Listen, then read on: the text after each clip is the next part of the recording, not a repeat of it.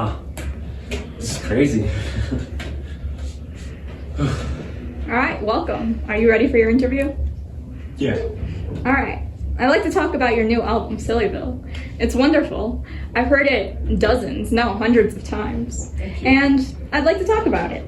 So, let's start with the title track. What was your inspiration for this song? Ooh, that's a tough one. Very good question.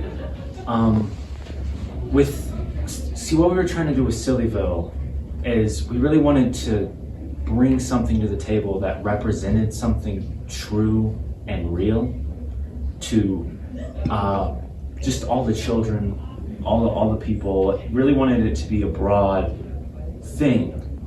And you see just so much representation within the story. There's a line that the French says where he says, "Can we call it even in this sitch?" And what I don't think a lot of people understand about that line is that he's really trying to connect deeply with the blue-collar Rupert as he's trying to trick him by using that language. There's so many things like that within the story that truly represent something bigger than me, bigger than Quentin, bigger than any of us that we were doing on that album, and it's truly remarkable. I just really wanted to make something that really resonated with people on a human level. All right, that's very interesting. Tell me, why bears of all animals?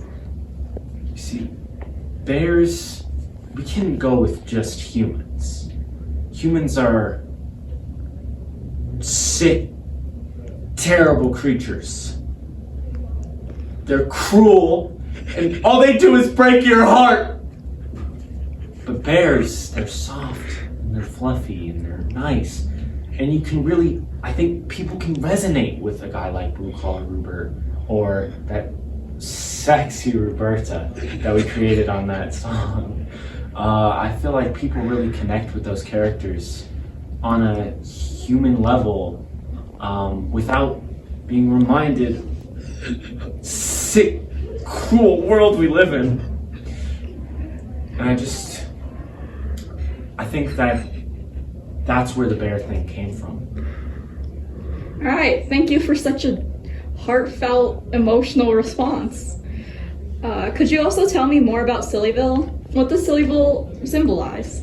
Sillyville, that's an excellent question, by the way. They should give you a raise. You're just fantastic. Symbolism is the most vital thing in songwriting, and when making music, like I said, we were trying to go down to earth with people, and Sillyville is supposed to be this fantastical version of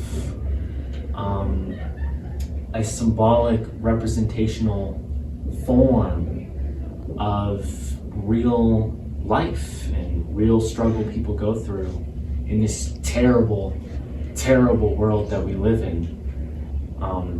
But it can almost be fun with it and almost poke fun at these ideas, as opposed to reminding you,